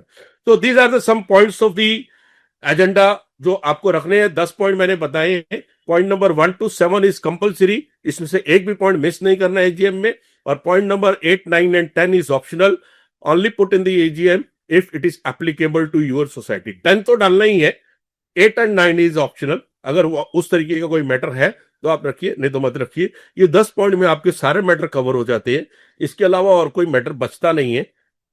ठीक है, आप बोलेगा तो और भी बहुत सारे मैटर होते हैं, तो पॉइंट नंबर 9 में वो सारे मैटर कवर हो जाते हैं। ठीक है, पॉइंट नंबर 9 में आपका जो हैवी एक्सपेंडिचर है, कुछ भी आपको कम्युनिटी करना है मेंबर से, या कुछ भी किस्म का डीम कन्वेंस का करना है, ये करना है वो करना है, जो भी है सारे पॉइंट नंबर 9 में ABCD करके आप सारे उसमें कवर कर सकते हैं। तो ये हमारा सेकंड फेज था आज की मीटिंग का, ड्यूरिंग दी लीजिए। सो 2 फेज मैंने आपको बता दिए। फेज 1 प्रायर टू AGM क्या करना है, फेज 2 ड्यूरिंग द AGM कैसे कंडक्ट करना। तो फेज 2 इज ओवर हियर। हम जरूर आपके क्वेश्चन भी लेंगे, पहले फेज 3 भी कंप्लीट कर लेते हैं, फिर एक साथ सारे क्वेश्चन आंसर लेंगे। फेज 3 है हमारा, AGM तो हो गई, चलो पीसफुली AGM हो गई, सब हो गया, सब अपने अपने घर चले गए 20 तारीख को। अब मैनेजिंग कमेटी का यहाँ पे फेज 3 का काम शुरू होता है। AGM में जो भी डिसीजन हुए हैं उसमें से कुछ डिसीजन ऐसे हैं जो मैंडेटरी इंप्लीमेंट करने हैं इमीडिएटली। ठीक है, फॉर एग्जाम्पल आप सबको मालूम है ये जो मैं कहने जा रहा हूं, मिनट्स ऑफ द AGM। इसके बाद सेक्रेटरी का रोल चालू हो जाता है, नेक्स्ट डे आकर के वो आराम से उसके मिनट्स लिखे। मिनट्स के लिए उसको टाइम दिया जाता है 90 डेज का, 3 months from the date of AGM उसने मिनट्स लिखने हैं। मिनट्स को पहले जो है वो मैनेजिंग कमिटी मीटिंग में डिस्कस करना है before circulating to all members. Managing committee में मिनट्स का ड्राफ्ट अप्रूव करना है जो भी सेक्रेटरी ने लिखा होगा, और वो ड्राफ्ट मिनट्स जो है वो सारे मेंबर को सर्कुलर करने हैं। ठीक है, तो post AGM this is very first compliances, mandatory it is. 90 दिन के अंदर मिनट्स जाने चाहिए, और मिनट्स जिस दिन आपके सर्कुलर हो जाते हैं सारे ऑल फ्लैट ओनर्स को, उनको 15 दिन का टाइम दिया जाता है कोई ऑब्जेक्शन रेज करने के लिए।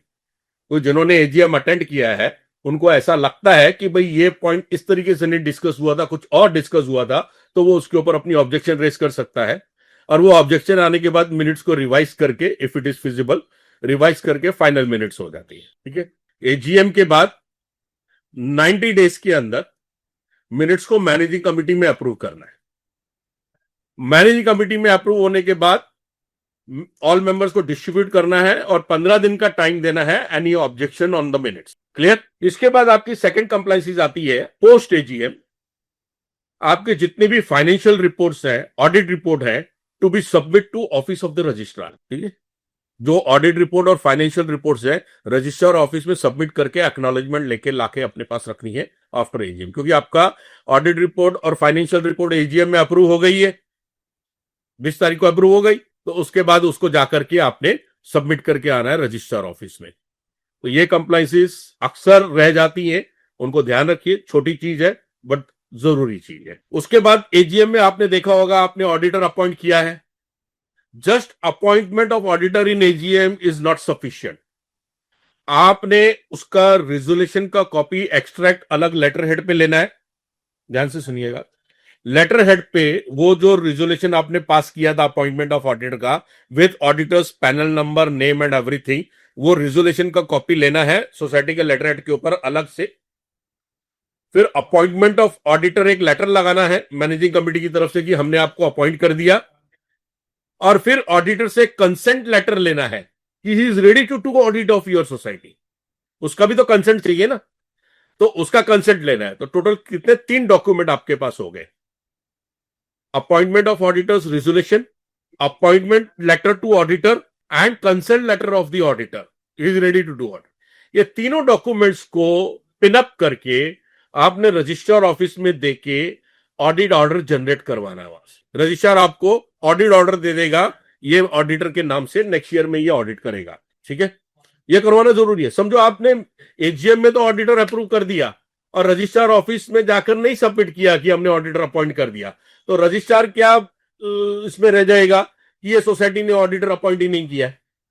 रजिस्ट्रार के रिकॉर्ड में तो वही चीज रह गई ना कि भाई ये सोसाइटी ने ऑडिटर अपॉइंट ही नहीं किया है। तो वो क्या करेगा, जैसे मैंने आपको बताया था कि AGM में अगर ऑडिटर अपॉइंट मिस हो जाता है तो रजिस्ट्रार रैंडमली कोई भी अपना एक ऑडिटर आपको दे देगा, तो आपको तुरंत एक लेटर आ जाएगा फरवरी मार्च में जाके कि आपकी सोसाइटी ने कोई ऑडिटर अपॉइंट नहीं किया, या मैं मिस्टर एबीसी आपको ऑडिटर दे रहा हूं, आप इससे ऑडिट कराना, then what happen, appointment of AGM is null and void, क्योंकि आपने उसको एग्जीक्यूट ही नहीं किया, एजीएम में रेजोल्यूशन पास करके उसको छोड़ दिया ऐसे ही, पेपर वर्क कंप्लीट नहीं किया, बाद में रजिस्ट्रार को इंटीमेट नहीं किया।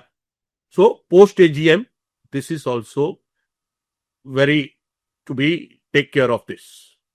ठीक है, तो आपने अभी वो साइट जो मैं आपको कह रहा था महासरकार की बंद है, वो महासरकार की साइट जब चालू थी तो हम क्या करते थे, ऑडिटर अपॉइंटमेंट वो हम साइट में अपलोड कर देते थे, वहां से भी रजिस्ट्रार को पता चल जाता था, और वहां से ई ऑर्डर इमीडिएटली बन के हमको प्रिंट आउट भी आ जाता था रजिस्ट्रार ऑफिस से, कि आपका ये ऑडिट ऑर्डर आ गया है। ई ऑर्डर बोलते थे, आज मैनुअल ऑर्डर लेते हैं रजिस्ट्रार से, पहला ई ऑर्डर आ जाता था साइट से कि ऑडिटर ई ऑर्डर है, तो देन फिनिश, तो रजिस्ट्रार के रिकॉर्ड में आ गया ये फला फला सोसाइटी का ऑडिटर जनरल बॉडी में अप्रूव हो गया है, और हमने उसको अपॉइंटमेंट का परमिशन भी दे दिया है, एवरीथिंग इज ओके। तो रजिस्ट्रार आपको दूसरा ऑडिटर वो सोसाइटी को कभी देगा ही नहीं, तो रजिस्ट्रार को पता है आपका हो गया। ठीक है, तो ये इंटीमेट करना जरूरी है। Submission of O form to registrar, जैसा हमने पहले डिस्कस किया था कि एजीएम के बाद ओ फॉर्म जो है daily sign signature with auditors signature करके उसकी एक कॉपी रजिस्ट्रार ऑफिस में सबमिट करके आनी है। ठीक है, तो ये this is also post AGM is compliances. तो ये सारी जो है आपके जो 3 फेज मैंने आपको कंप्लीट किए हैं आपके साथ, prior to AGM, during the AGM and post AGM, and I hope you all are understand very perfectly, एकदम स्मूथली, कि क्या एजीएम होता है, क्या कंप्लाइंसेस होते हैं, और वो कंप्लाइंसेस नहीं करने के कॉन्सिक्वेंसेस क्या है, ये सारा मैंने क्लियर किया है। हमारे पास थोड़ा सा समय है, कि अगर कोई आपका सवाल हो तो यहाँ पर पूछ सकते हो मुझसे, मैं उसका आपको जवाब दे दूंगा, कोई भी अगर डाउट रह गया हो तो एक एक करके पूछिएगा, अपना अनम्यूट करके। Hello, sir. Now, I have a question. If AGM में financials approve ही नहीं हुए, okay, and then it is decided to have the special AGM, and next AGM का date आ गया, अभी like now this is we are there, and till the time it is not EGM has not been called and approved नहीं हुए, तो under circumstances क्या ये AGM भी 30 तारीख तक करनी है? कोई कोई सोसाइटी में ऐसा होता है कि फाइनेंशियल अप्रूव नहीं हुए हैं, उसके दो रीजन हो सकते हैं। एक तो दैट कोई ऐसे मेंबर, हर एक सोसाइटी में एक दो मेंबर ऐसे होते हैं 2000 ना पर्पसली डिनाई दी अप्रूवल, और ये ज्यादा चिल्लाते जो है, तो मुझे वर्ड नहीं यूज करने चाहिए, हम प्रोफेशनल से सारे, बट ऐसा कोऑपरेटिव सेक्टर्स में देखा गया है कि वो ज्यादा एजीएम में अपना ज्यादा होल्ड रखते हैं, जोर से बोलने पे उनको लगता है कि उनकी बात सुनी जाएगी, और उस तरीके से वो अप्रूव नहीं कराते। और दूसरा वजह होती है कि फाइनेंशियल्स में रियली कोई आपको ऐसा मिस अप्रोप्रिएशन या ऐसा कुछ ऐसी चीज लगी है कि जो वाकई बहुत बड़ी गलती हो गई है, ठीक है, ऐसा कुछ होगा तो पहले तो वो ऑडिटर का रिस्पॉन्सिबिलिटी जो उसने पॉइंट आउट उसके दिमाग में आना चाहिए कि ये अकाउंट्स में कुछ ऐसी गलती है, तो उसने वहां ऑडिट में ही उसको रोक देना चाहिए, तो वही उसने जो है अपने रिमार्क्स में कवर करना चाहिए। बट फिर भी एनी हाउ आपका सवाल ये है कि वो ऑडिट अकाउंट्स जो है वो अप्रूव ही नहीं हुए हैं। ठीक है, रीजन कुछ भी हो सकता है। ऐसे केस में आपने वो रेजोल्यूशन पास नहीं करना है अप्रूवल का, क्लियर कट उसमें लिखना है कि accounts are not approve with the majority, आपने मेजोरिटी ले लेना है। सर हमारे यहाँ पे अभी 3 डिस्क्वालिफाइड मेंबर्स है, so can they attend the AGM? Disqualified member attend AGM have the voting right also, खाली वो बाद में कमिटी में नहीं आ सकते हैं, उनको अपना एक जैसा इंडिविजुअल मेंबर के राइट्स होते हैं, वो है, वो शेयर होल्डर है, फर्स्ट शेयर होल्डर है, they can attend the AGM, they have the voting right also, but वो किसी भी तरीके से मैनेजिंग कमिटी में या ऑफिस बेरर में कहीं भी अपना पार्टिसिपेट नहीं कर सकते हैं। सर रिसेंटली वी हैव, उसका कुछ मतलब नहीं है। okay sir, recently we have complained about one of our MC member that he is busy, he is engaged in the flat deals within the society itself, so he becomes disqualified under 154B23 section. Okay. So can that person now, so far registrar has not taken any action, now that person has made this MC as the dalal adda, so these people are busy in sir ये क्या है, हम यहाँ पर बैठे हैं legally answer देने के लिए, अगर रजिस्ट्रार ने कोई जजमेंट दे दिया है और फिर भी अगर वो मेंबर उसको हॉनर नहीं कर रहा है और जबरदस्ती आ रहा है जैसा आपने बताया है, ठीक है, तो उसमें हम प्रोफेशनल कुछ नहीं कर सकते हैं। ज्यादा से ज्यादा आप उसके ऊपर, मेंबर के ऊपर कंप्लेंट रजिस्ट्रार को कीजिए वापिस, आपके ऑर्डर को वो हॉनर नहीं कर रहा है, या जबरदस्ती कर रहा है, तो ये अलग ही टकल हैंडल होता है। आपको रजिस्ट्रार से नहीं होता है तो एक वो रेड्रेसल एंड ग्रीवियस चैप्टर है, सेक्शन 1 सेक्शन है इसका 196 कुछ ऐसा है, तो उसके अंदर भी आप उसको कंप्लेन कर सकते हो रिस्पेक्टिव डिपार्टमेंट।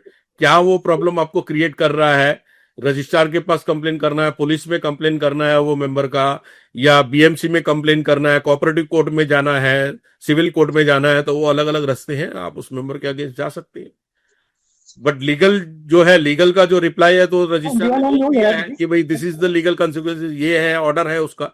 अब ऑर्डर को हॉनर करवाने के लिए हम प्रोफेशनल्स जो है उनका कॉलर नहीं पकड़ सकते हैं, और बीइंग आप मैनेजिंग कमेटी मेंबर या सोसाइटी डिसेंट फैमिली है सारी, सब सोसाइटीज में कोऑपरेटिव, किसी का भी कॉलर तो पकड़ने का मतलब ही नहीं है। सामने वाले कुछ भी करें, आप लोगों को बिल्कुल डिसेंसी रहनी है, कोऑपरेशन से साथ रहना है, और जो भी लॉफुली लीगली जहां हो उसकी जाके कंप्लेन करनी है। सर, सर ये 5 साल अगर कोई अटेंड नहीं करता है मीटिंग एजीएम, हाँ। तो उसको नॉन एक्टिव मेंबर बोलते हैं। सर ये 2019 के पहले था एक्टिव नॉन एक्टिव का कंसेप्ट, वो 2019 में जब लॉ अमेंड हुआ था उसमें ये निकाल दिया गया है। Now there is no compulsion कि आपको 5 में से एक एजीएम अटेंड करनी है। पहले होता था कि कंसेक्यूटिव 5 एजीएम में से एक एजीएम अटेंड करना जरूरी था, अब ऐसा जरूरी नहीं है। अब लोगों को ज्यादा करके फ्लैट लेकर के अब्रॉड में रह रहे हैं, वो कानून निकाल दिया है। Now all the members are active, कोई भी नॉन एक्टिव नहीं है। सर ये जो पॉइंट अपने को मिलेगा सर इसमें जो आप 7 पॉइंट्स हाँ, ये कंपलसरी बताया, मेरा आप लोग नंबर नोट कर लीजिए। आपको किसी को भी हाँ। चाहिए तो मुझे पर्सनली आप एक व्हाट्सअप कर दीजिए, मेरे नंबर पे व्हाट्सअप नंबर दे रहा हूं मैं अपना, अब मैं उनको हाँ। व्हाट्सअप कर दूंगा, मैं ईमेल देंगे ईमेल कर दूंगा। माय नंबर इज 93 हाँ 222 3 times 2 हाँ 58727 93 222 Gurmeet Singh Gujarat. I am practicing in cooperative society from last 35 years। Gurmeet ji, मेरा एक सवाल है। हाँ जी। अभी अगर हम एजीएम बुलाते हैं और एजीएम में जो भी डिसीजन होता है, कई मेंबर्स तो आते नहीं है वहां पे, मगर जब डिसीजन लेने के बाद, सर्कुलेशन होने के बाद, उसके बाद अगर जो लोग एजीएम में नहीं आए हैं और वो उसके ऊपर ऑब्जेक्शन उठा रहे हैं, वो लोग 10-15 लोगों का साइन वाइन लेके करके हम लोग को ऑब्जेक्शन है, तो ऐसे में क्या करने का? बिकॉज एजीएम में डिसीजन हो गया है। समझ गया मैं, बहुत अच्छा सवाल है, बहुत अच्छा सवाल है। बहुत जगह पे ये फेस करने के लिए मिलता है इस तरीके का सवाल, और ये प्रैक्टिकली भी सही सवाल है। अभी लॉ के हिसाब से क्या होता है, अगर आपकी एजीएम कंडक्ट हुई है विथ अ प्रॉपर कोरम और may be half hour waiting of the quorum, legally जैसा मैंने फेज 1 में फेज 2 में आपको बताया है, प्रॉपर मीटिंग हुई है, तो जितने भी लोग प्रेजेंट थे, भले आपके 10 मेंबर ही प्रेजेंट थे बट वो कोरम के अंदर है, और उन्होंने जो भी रिजोल्यूशन अप्रूव किया है, it is binding on all the members those who are not present in AGM. उनके ऊपर लॉफुली लीगली बाइंडिंग करता है, उनको वो मानना पड़ेगा। मिनट्स की जब ऑब्जेक्शन आती है, मिनट सर्कुलर होने के बाद, उसमें वो उस पॉइंट के ऊपर ऑब्जेक्शन नहीं ले सकते हैं। अब दूसरा सिनेरियो है इसका, दूसरा सिनेरियो है कि जो प्रेजेंट मेंबर थे, गलती से उनसे गलत डिसीजन हो गया भैया, ठीक है, जो मेंबर एब्सेंट था उसको नॉलेज थी बट उसकी नॉलेज शेयर नहीं कर पाई सोसाइटी, और बाद में ऐसा लग रहा है कि वो प्रेजेंट नहीं था और उसकी नॉलेज इज यूजफुल, वो डिसीजन नहीं होना चाहिए था, ऐसा आ गया सामने इंसिडेंस, तो क्या करें? लीगली तो उसका ऑब्जेक्शन रेज नहीं कर सकते हम। तो ऐसे में बोला गया है, इंसिस्ट ऑफ इम्प्लीमेंट, एक रेजोल्यूशन तो पास हो गया बट आप उस डिसीजन को इम्प्लीमेंटेशन के लिए होल्ड कर सकते हो, कैंसिल नहीं कर सकते, होल्ड कर सकते हैं, hold for a minimum of 6 months period. और 6 महीने के बाद आप स्पेशल जनरल बॉडी मीटिंग बुला के उस डिसीजन को रिवर्स कर सकते हो, ठीक है, बट उसको 6 महीने तक कैंसिल नहीं कर सकते हो, होल्ड में ले सकते हो, होल्ड कर दो उसको। अब बाकी आपको ऐसा लगता है कि वो गलत पास हो गया है, आप उसको होल्ड ले सकते हैं। ठीक है, अभी दूसरा एक सवाल है। कई बार मिनट्स ऑफ जब भी हम लोग एजीएम्स कंडक्ट करते हैं और जब अप्रूवल की बात करते हैं, तो अप्रूवल में सभी हम लोग सबको बोलते हैं कि वो अप्रूवल हाथ ऊपर करते हैं, तो कई लोग जो एकदम शांत है वो आधा हाथ ऊपर ही नहीं करते, राइट?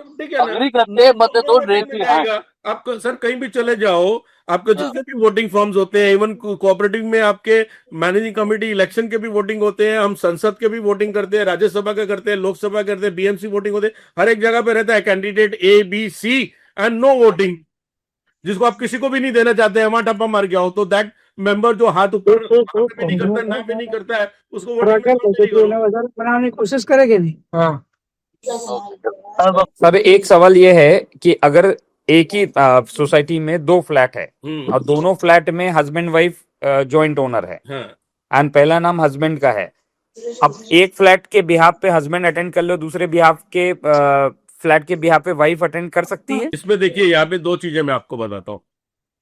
दोनों में हस्बैंड का नाम फर्स्ट है। एक फ्लैट में husband as a first owner general body attend करे, दूसरे फ्लैट में वो वाइफ को एनओसी दे दे, वो सेकंड शेयर होल्डर के हिसाब से अटेंड कर सकती है, but this is applicable for AGM only. हाँ, एजीएम एंड स्पेशल एजीएम। अभी आप मुझसे सेकंड सवाल जरूर पूछेंगे, क्या मैनेजिंग कमेटी में दोनों खड़े हो सकते हैं कि एक फ्लैट से हस्बैंड खड़ा हो जाए, दूसरे से wife? The answer is no. Managing committee का जब इलेक्शन होता है तो वहां पे ये रूल एप्लीकेबल नहीं है, बट एजीएम की अटेंडेंस के लिए ये रूल एप्लीकेबल है। ये scenario is valid in AGM attendance, special AGM attendance, but not valid in committee election time. Okay. Thank you. So this has to be informed in private in writing. Yes. For the second flat, if wife want to attend, being a second joint owner, he has to inform to the secretary of the society prior to AGM with written NOC from the husband. But does she has a voting right for the? Yes. If he is eligible to attend, he got all the rights of the AGM. Okay. Member selection also. इसका permission मिल गया तो सारे rights आ जाते हैं। Correct. Thank you. So can a provisional member attend the AGM and vote and ask Yes. questions on the account? Yes, provisional member means आप कह रहे हैं कि नॉमिनी से जो मेंबर बना है But in our case, the registrar conducted the AGM and we can have member to ask any questions on the account or even vote on the resolutions. ये अगर देखो मेंबर वर्ड आ गया ना, अभी प्रोविजनल मेंबर क्या है कि original member की डेथ हो गई है, ओरिजिनल मेंबर इज एक्सपायर्ड, और उनका जो है अभी तक सक्सेशन सर्टिफिकेट या लीगल हेयर सर्टिफिकेट आया नहीं है कोर्ट से, और जो नॉमिनी था वो प्रोविजनल मेंबर बना है, तो being a provisional member, if the member word is there, तो he can attend the AGM, voting rights, ask the question on accounts and everything he is eligible to do. So if he has denied me, the administrator has not allowed me to ask question the accounts, should I write to the Yes, you can write to the to registrar? whoever your administrator और उसको सारे rights है, खाली provisional member को property rights नहीं होते हैं. He can not sell the property, he can not deal with the property, but as a membership वो सब कुछ कर सकता है. रेजोल्यूशन पास नहीं किया, प्रोविजनल नहीं, रेजोल्यूशन पास नहीं किया तो प्रोविजनल मेंबर हुआ ही नहीं ना. अगर रेजोल्यूशन पास नहीं हुआ तो प्रोविजनल मेंबर ही नहीं हुआ, फिर तो कुछ नहीं कर सकता, फिर जनरल बॉडी भी नहीं अटेंड कर सकता. आपने बोला कि वो प्रोविजनल मेंबर है तभी वो राइट्स उसकी आती है. अगर वो प्रोविजनल मेंबर रेजोल्यूशन ही नहीं है, उसने एप्लीकेशन ही नहीं किया प्रोविजनल मेंबर का, तो ये can not entertain all these things. ठीक है, तो ये एप्लीकेशन किया है, आता है बायलॉस का एनेक्सर 17, उसके अंदर उसने एप्लीकेशन करनी है प्रोविजनल मेंबरशिप की. लेटर भी आ गया डाइवर्ट फ्रॉम द एजीएम. ठीक है, एजीएम के बारे में कुछ हो तो पूछिए. Sir, video recording is essential for this meeting, AGMs. हाँ, देखिए, कोविड के पहले तो वीडियो रिकॉर्डिंग के बारे में कोई बातचीत नहीं करते थे. ठीक है, या उसके पहले खाली रीडेवलपमेंट की जो जनरल बॉडी होती है वहां video recording is mandatory. Covid के टाइम पे ऑनलाइन और वीडियो रिकॉर्डिंग को थोड़ा कंपलसरी किया था, फिर धीरे धीरे अब 2024 में जाके एक सर्कुलर था कि उसको दोबारा ऑप्शनल किया है, मैंडेटरी नहीं है, but it is recommended in annual general body meeting, special general body meeting, जहां पे मिनट्स में रेजोल्यूशन में डिस्प्यूट्स आते हैं कि लोग कुछ भी होने के बाद भी डिनाई कर देते हैं कि ऐसा नहीं हुआ था, तो उनको एक प्रूफ के तौर पे video recording is recommended but not mandatory. ठीक है, और ये कमिटी अगर वीडियो रिकॉर्डिंग कराना चाहती है तो उसने मैनेजिंग कमिटी में अप्रूव करके वीडियो रिकॉर्डिंग करनी है. लास्ट मोमेंट पे वो डिसीजन नहीं ले सकती है. और अगर कोई मेंबर पर्सनल वीडियो रिकॉर्डिंग करना चाहता है अपने खर्चे पे अपने कैमरे से, तो उसने भी पहले को कमिटी की परमिशन लेकर के वीडियो रिकॉर्डिंग करनी है. It is advisable but not mandatory. और बाकी आपका रीडेवलपमेंट की कोई भी मीटिंग होती है तो इट इज मैंडेटरी. कि अगर कोई मोबाइल से जो एजीएम चालू है और मोबाइल से वो वीडियो रिकॉर्डिंग कर रहा हो तो सर डिस्प्यूटेड. इसका आंसर जो है वो कहीं भी लॉ में नहीं है. ठीक है, बहुत सारे केसेस ऐसे हुए हैं जहां कंप्लेन करने के बाद किसी के फेवर में आए हैं, किसी के फेवर में नहीं आए हैं. So there nowhere in the law it is written dispute question, disputed matter question. Okay, process क्या करना चाहिए? Should we follow any process और शुड वी नॉट डू? देखिए, अगर आप सही है, बीइंग कमिटी मेंबर्स आप सही है, अगर वो रिकॉर्डिंग कर रहे हैं, आप कुछ गलत डिस्कशन नहीं कर सकते हैं, तो आप क्या उसमें आपको हर्ज क्या है? मैं ऐसे ही ऑफ द रिकॉर्ड बात कर रहा हूँ, ऐसा कुछ नहीं है. ऐसा कोई इशू है नहीं सर, पर बट आप उसको मना भी करोगे तो फिर बाद में झगड़े होंगे, सब होगा, वो अथॉरिटी के पास जाएगा, आप अथॉरिटी के पास जाओगे, तो अथॉरिटी का जो भी रिप्लाई होगा इट इज डिस्प्यूटेड. अभी मैं एक आर्टिकल पढ़ रहा था, लास्ट 2 मंथ का ही था, सारे ग्रुपों में आप लोगों ने भी पढ़ा होगा कि कोई रजिस्ट्रार के ऑफिस में जाकर किसी ने वीडियो रिकॉर्डिंग ले ली कि स्टाफ सारे कैसे काम कर रहा है, और वो गवर्नमेंट ऑफिस ने उसके हाईकोर्ट में कंप्लेन कर दिया है कि ये भाई एज अ कंज्यूमर होके आ रहा है और यहाँ पे रिकॉर्डिंग ले रहा है. हाईकोर्ट ने डिसीजन दिया, what is harm in this? कोई भी कहीं भी जाके गवर्नमेंट डिपार्टमेंट में वीडियो रिकॉर्डिंग ले सकता है. आप कौन होते हैं मना करने वाले? उसने अथॉरिटी को ये बताया, उसको इस तरीके का ऑर्डर आया है. So order is depend on individually very from each case. तो कोई उसमें लॉ में कहीं नहीं लिखा है कि अलाउड है कि नहीं है. कि आज का सेशन में आपने कुछ सीखा होगा, और मेरा फोन नंबर भी आप लोगों ने नोट किया है. एजीएम के बारे में कुछ फिलहाल अभी भी रह गया हो तो आप मुझे कभी भी फोन कर सकते हैं. और not only the AGM, being local area committee member of the federation, ठीक है, आपने कोऑपरेटिव सोसाइटी के बारे में किसी भी टॉपिक पर, किसी भी चीज का कोई भी नॉलेज अगर आपको लेनी हो, any time you can contact me. My office is in Chembur. और आप लोगों को बहुत बहुत धन्यवाद, आप लोगों ने इतना मेरा 1 घंटे से 1.5 घंटे से सुन रहे हो. और मैं फेडरेशन का भी थैंक्स करना चाहता हूं, और खास करके रमेश प्रभु जी का और सुनील शर्मा जी का, जिन्होंने मुझे मौका दिया ये मीटिंग अटेंड करने के लिए. और आप सब लोगों का भी मैं बहुत बहुत शुक्रगुजार हूं. हर फ्राइडे को शाम को 6 बजे किसी न किसी टॉपिक पे इसी तरीके से जूम मीटिंग होगी, आप जरूर अटेंड कीजिएगा और औरों को भी इसके बारे में जानकारी दीजिएगा. Thank you so much. Thank you.